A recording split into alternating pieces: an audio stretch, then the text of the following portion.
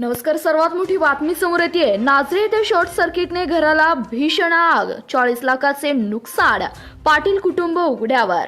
नाझरे तालुका सांगोला येथील रहिवासी रायाप्पा रामचंद्र पाटील यांच्या राहत्या घराला मंगळवार दिनांक 10 मार्च रोजी शॉर्ट सर्किट अचानक आग लागली. यात संपूर्ण घर जळून भस्मसात झाले व या भीषण आगीत कपडे, भांडी, सोने, चांदीसह रोख रक्कम, अन्नधान्य, संसार उपयोगी साहित्य जळून सुमारे 40,50,000चे नुकसान झालं आहे.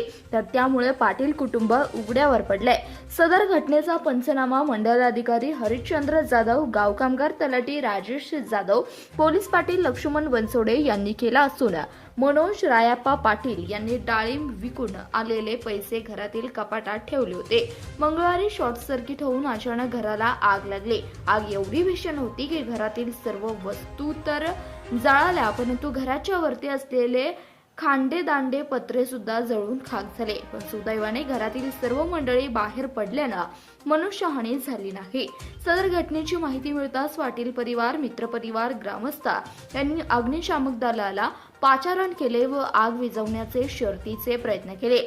टीव्ही, फ्रीज, एसी, पंखे आदीसह अनेक विद्युत उपकरणे जळून खाक झाली.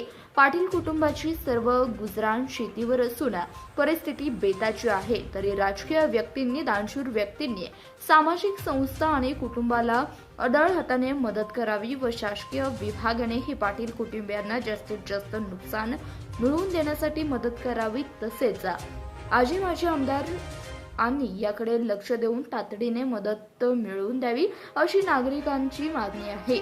सध्या तरी हे कुटुंब उघड्यावर पडलंय व त्यांना मदतीचा हात देणं गरजेचं आहे.